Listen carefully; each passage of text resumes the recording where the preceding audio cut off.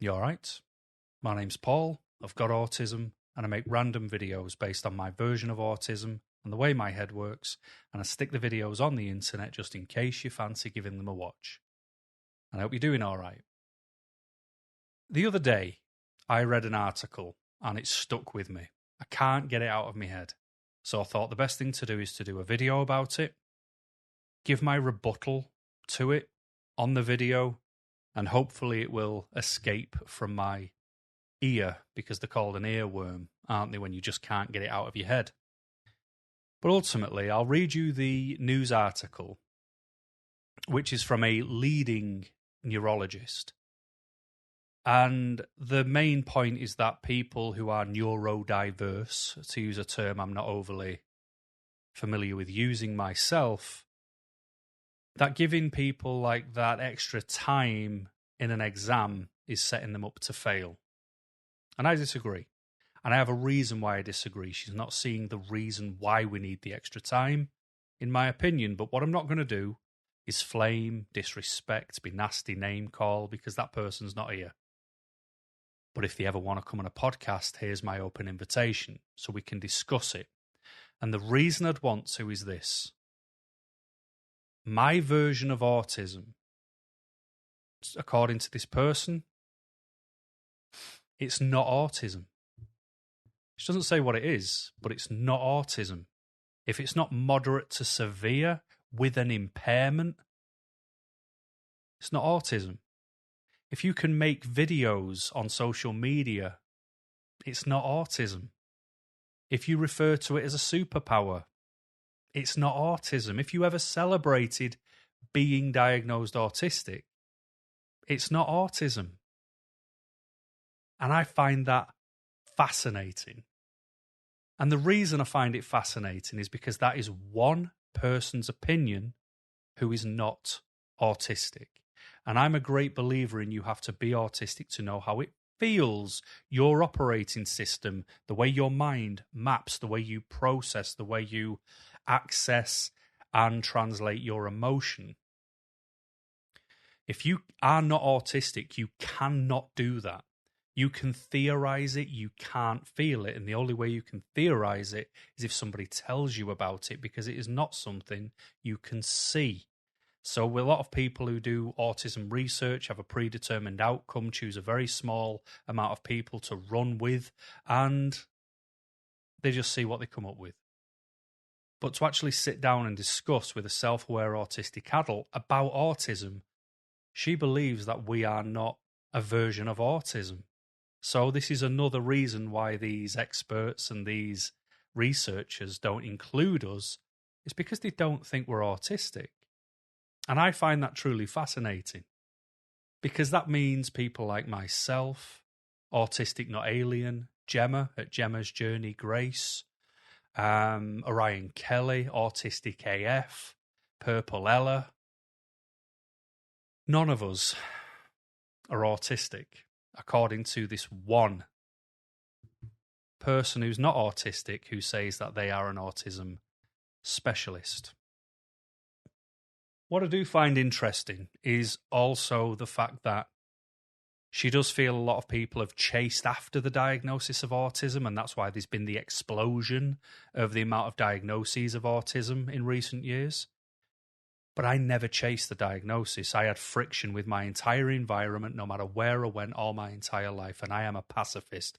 I don't like fighting. I don't like discomfort. I don't like fallouts. I like everybody to be happy, healthy, and get along. But everyone else wasn't like me. So I was made the scapegoat. I was the one who, when I was honest, everybody else would group and lie. You know, it's just this horrible, horrible environment to be in all my life, no matter where I went, and it broke me. And I ended up in front of a doctor. They suggested I see a specialist. I saw a leading specialist, another one, and I came away with an autism diagnosis. I never chased it.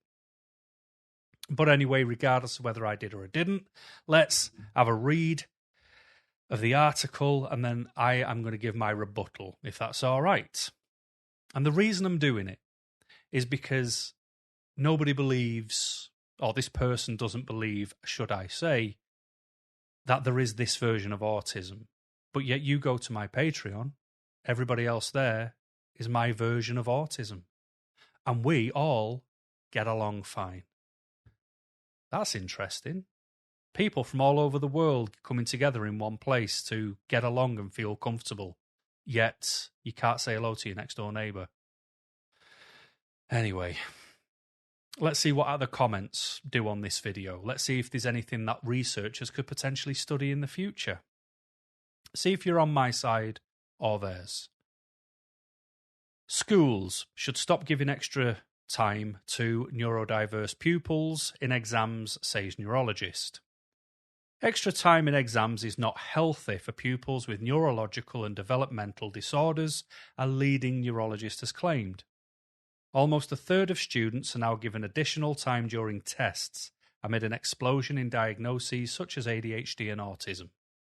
But Dr. Suzanne O'Sullivan, SOS, could be aptly named for some people, a consultant neurologist at the National Hospital of Neurology and Neurosurgery, warned that this approach is setting up neurodiverse young people to fail. Let's face it, she says, the world is not going to accommodate people. Could not agree more. It's not. Your child getting a diagnosis that they need extra time in exams, for example, it's just not a healthy way forward. We should be looking at interventions rather than accommodations. Again, fully agree, and I will explain in my rebuttal. What accommodations do is they say, well, we'll give you extra time in exams so you can manage better, but there's going to be a point in the future where that extra time will not exist. And by giving it to young people in school, I feel like you're creating the impression that they need extra time that they can perhaps not learn any other way. You're also setting up an idea that the world will accommodate them when really we need to look at what we are doing when we identify children with problems. So there's one issue I've got. It's the language used. Dr. O'Sullivan warns that by telling neurodiverse students their brains are abnormal, I didn't do that, for which there is no scientific evidence, there actually is. Society is setting them up to fail. We should be helping them to work within a messy, difficult world, not setting them up to believe the world will change to accommodate them. Imagine how difficult it is if you are defining a person according to a brain abnormality again in teenagers, and how difficult that will be to overcome in the future. The rest of it is just about statistics. But there is actually scientific evidence of the brain and autism. So she did get that a bit wrong, and here's the evidence. Every single bit of autism research that has ever been carried out to try and find out what the cause, reason is of autism has all led to one conclusion. Hereditary, genetic. You're either left-handed or you're right-handed. You're either autistic or you're not. That's it. All the billions of pounds that's been wasted in research has led to absolutely nothing. It's all been inconclusive. So the lack of evidence is the evidence. And just to mock the Tylenol one, it was commercially viable in 1955. Temple Grandin, one of the most acclaimed autistic people out there, was born in 1947. So she was autistic before Tylenol was commercially available.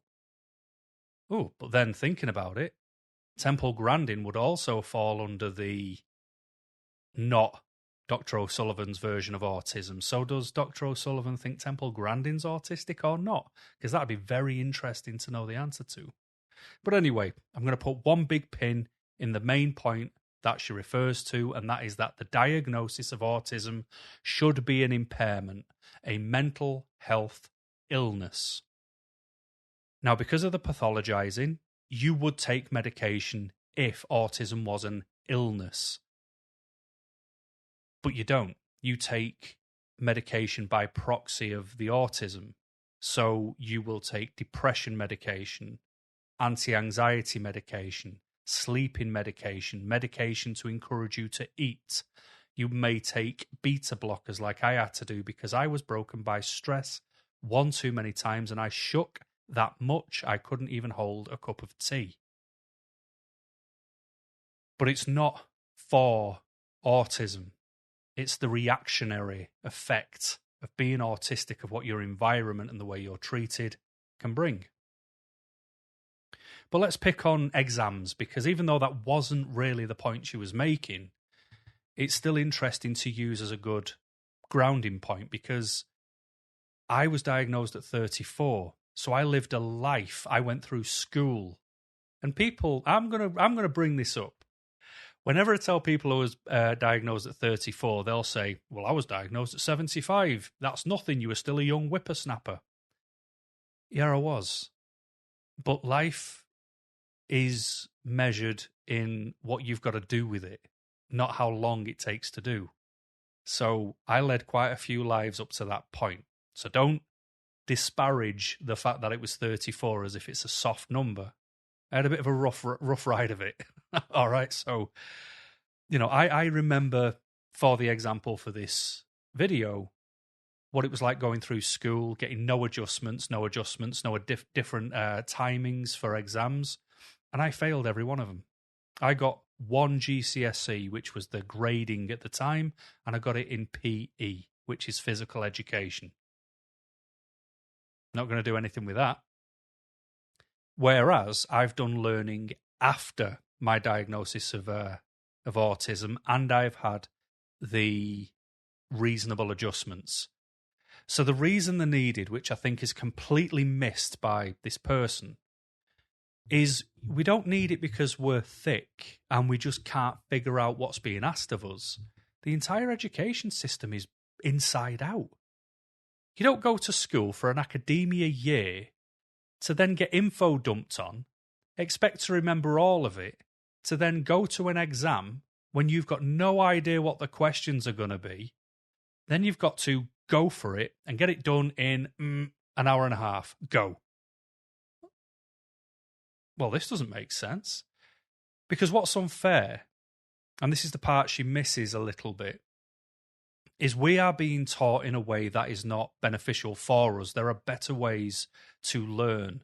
There's a gentleman on my Patreon who, up to the age of 8, was ultimately considered an absolute write-off.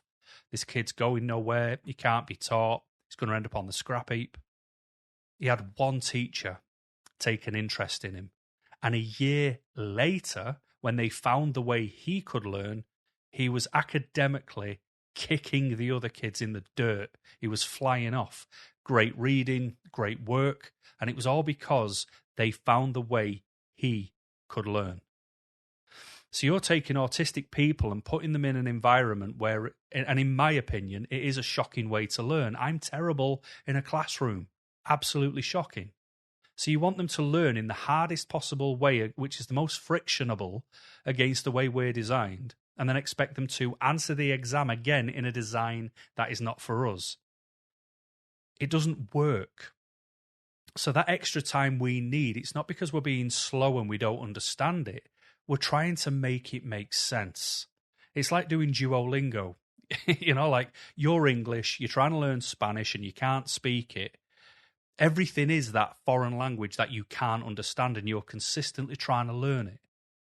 You read the questions, they're in a different language, and it's like, trabajo, and you're like, what does that mean again? Work. And you're trying to figure it out. So you then decipher the sentence to make it make sense in your speak, in your synchronization. Remember, square peg, round hole. We've got the square peg language, and we're looking for the round hole language. And then we've got about 300 different ways we could answer that. But you're only looking for one, and the other 299 ways are wrong. So that extra time isn't because we're just staring at it. The extra time is the translation. It's trying to regale all of the way we've learned in a way that's not of our design, to then translate it from our way onto your way on a piece of paper. It's all about translation and synchronization.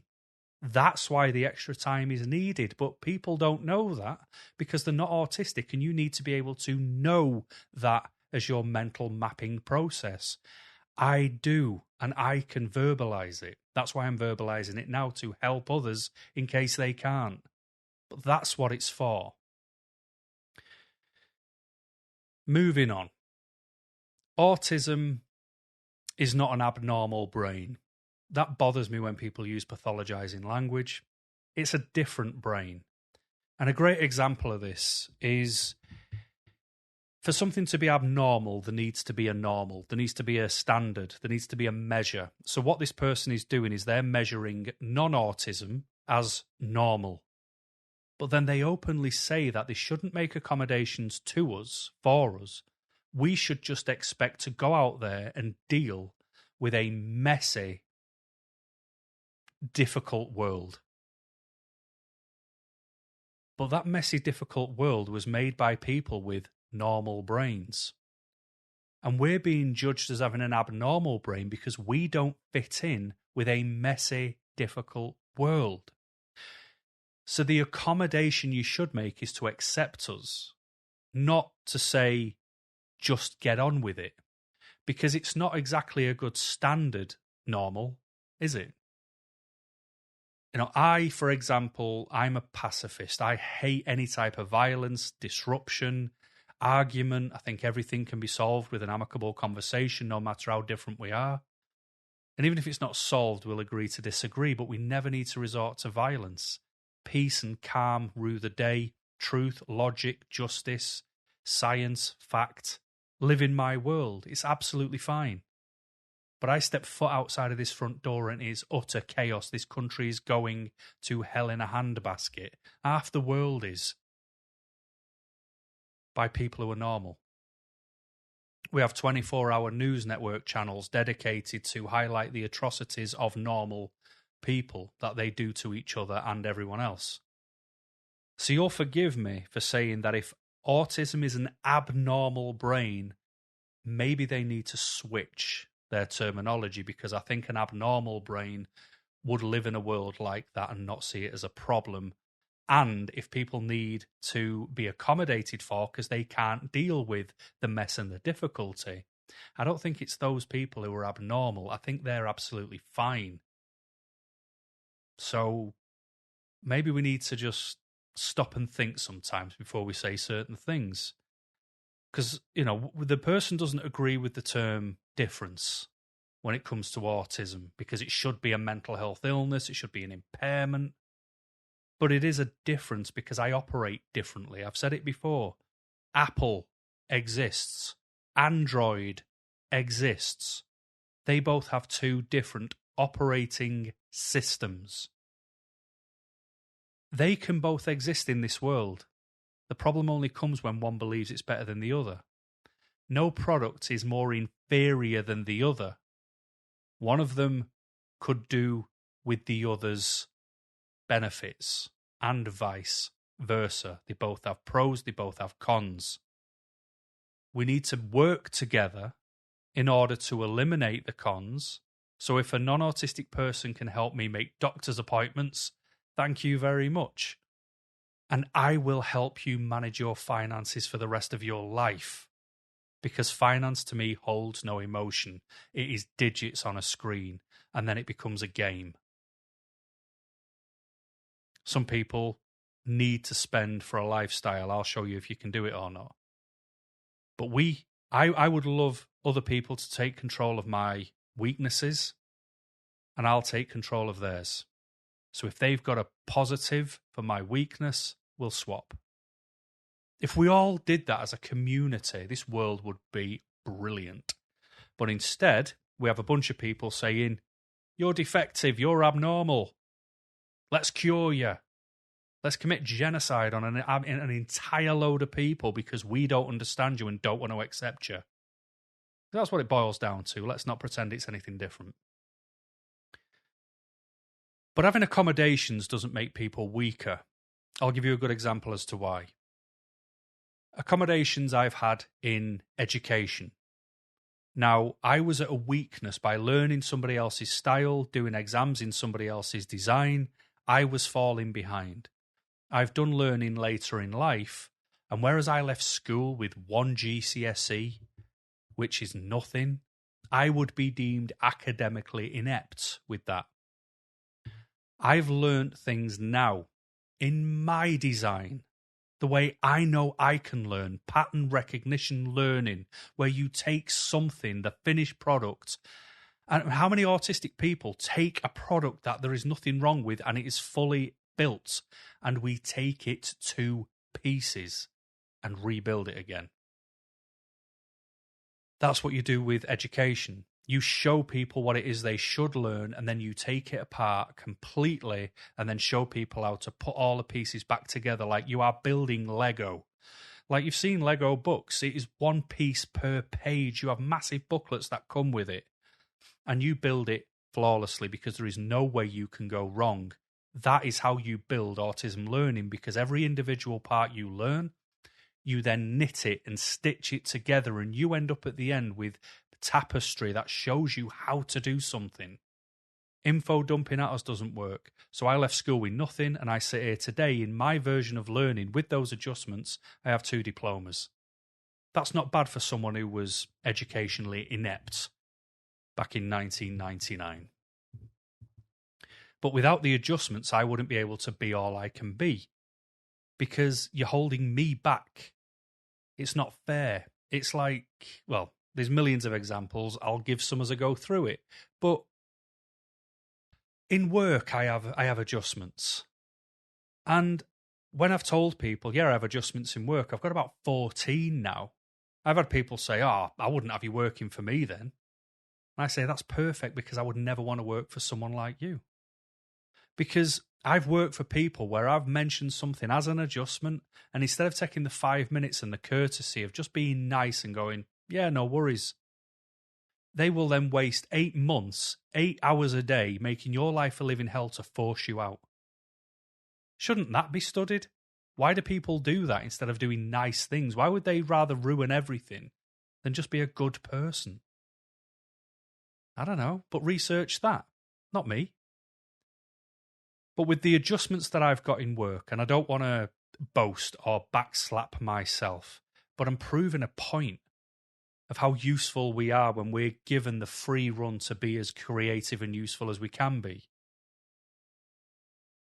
What I look after in work, I look after 800 things. Most people who do my job in my team look after 400 things. I have the biggest area for the biggest number of buildings for the biggest company of its kind in England. The UK, sorry. Maybe even Europe at this point. Because I have my adjustments. And my adjustments, I know I've done a video and talked about them, but if nobody's ever seen that video and nobody knows me and nobody knows what I've asked for, you would never guess what my adjustments are. And that's the point. They're not for others. They're not for anybody else to take the weight. They're to take off the weight of me. Because I'm going to work again in somebody else's structural design. That is absolutely flawed and inaccurate. The way we work is bonkers. I know, I'm going to send you to school for a big portion of your life, then you're going to go straight into work for 8 hours a day, 5 days a week until you're dead. And you know what's going to happen? Nothing. Nothing's fixed. Nothing's improved. It just carries on. How flawed is that? So I needed to balance it back in to line where I get what I need, which doesn't put me at a disadvantage. So when I'm on par with everybody else, I can thrive, and I do. But if I'm not given the opportunity, I won't get to thrive. Now, there's so many other people who don't give autistic people the opportunity to thrive, therefore they don't. And then people say, they're a bit lazy, them autistic people. Well, yeah, it's honestly like having a 100 meters race and autistic people are in slippers and everybody who's not autistic are in authentic running shoes. None of us are going to win. We're all going to be behind, and it's because you made us disadvantaged at the beginning. Whereas what you have to do, which is what the person talks about, the interventions, education shouldn't be about we're only going to teach him one style of learning. That absolutely goes against the way autistic people learn. And then at the end, try and take your adjustment away. No, you need to do the pattern recognition learning, create a full curriculum on it, and then have an exam which matches.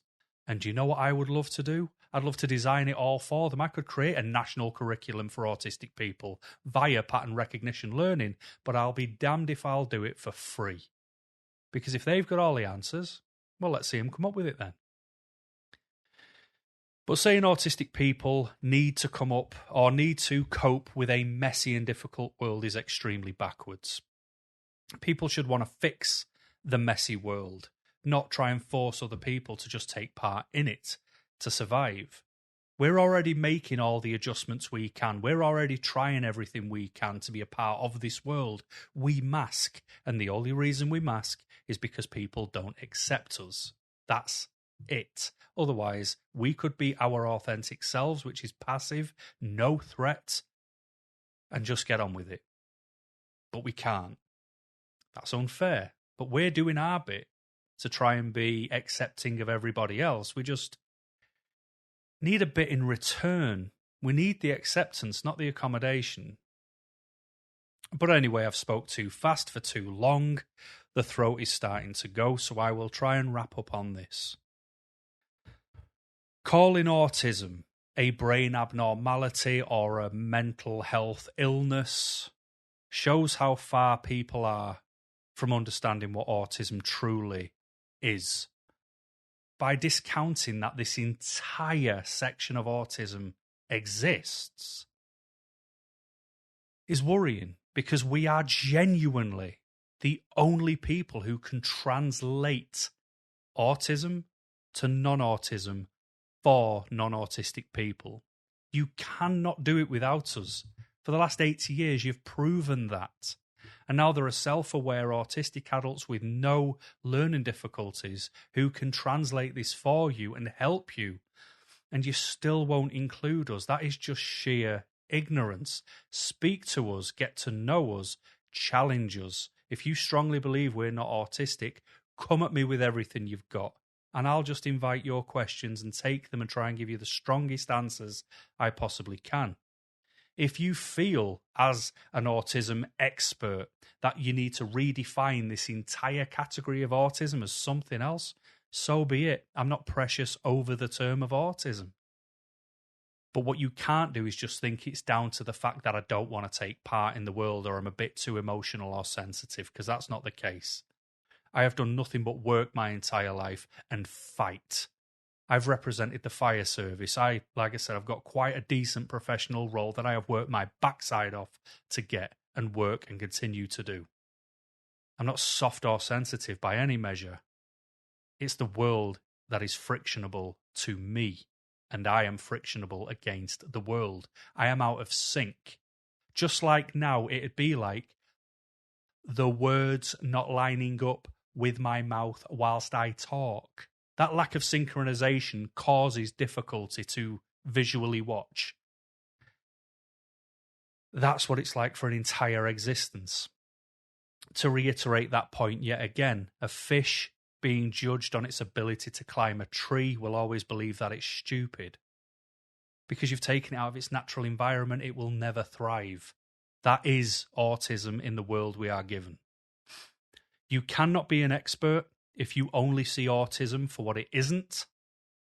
And autism is not a broken version of something else. It is a whole valid way of being.